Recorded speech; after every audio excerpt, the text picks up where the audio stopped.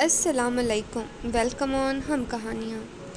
حادثے تو سبھی ایک جیسے ہوتے ہیں، خوفناک، بے رحم، اجاڑنے والے۔ وہ ہوائی حادثہ بھی ایسا ہی تھا جس نے میرے ہنستے بستے گلستان کو لمحوں میں اجاڑ دیا۔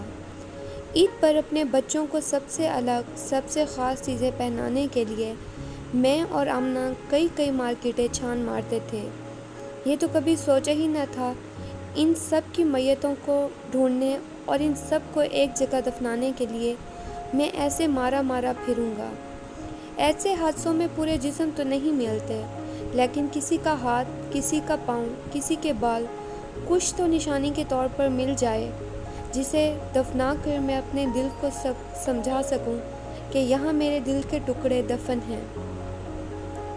اپنے 4 بچوں اور بیوی کو ایک ہی جگہ دفنانے کے لیے میں نے کتنے جتن کیے۔ 6 دن لاہور سے کراچی اور کراچی سے لاہور کے درمیان بھاگتا رہا۔ نہ نیند آتی تھی، نہ بھوک لگتی تھی۔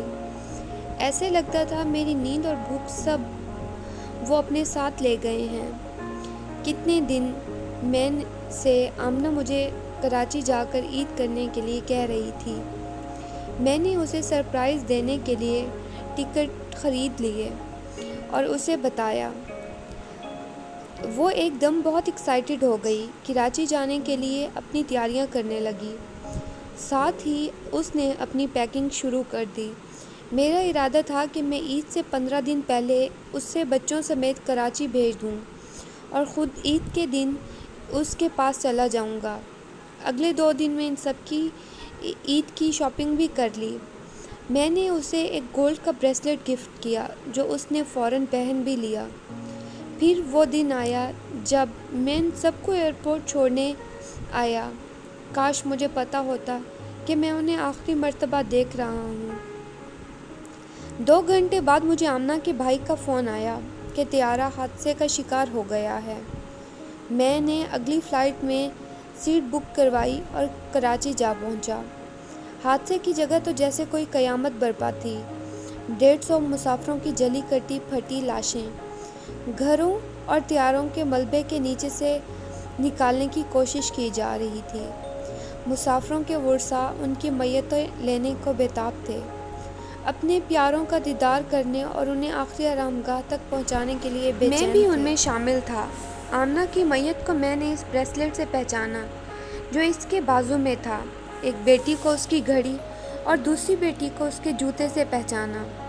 ان تینوں کو ایک ہی جگہ دفنا دیا۔ پھر بیٹے اور تیسری بیٹی کی تلاش میں 3 دن خوار ہوتا رہا۔ کراچی میں موجود میتوں میں سے کسی سے بھی میرا DNA میچ نہیں ہو رہا تھا۔ پھر پتہ چلا کہ کچھ سیمپلز لاہور بھیجے گئے ہیں۔ پھر میں لاہور آیا تو پتہ چلا کہ ان کے DNA ہی نہیں ہوئے۔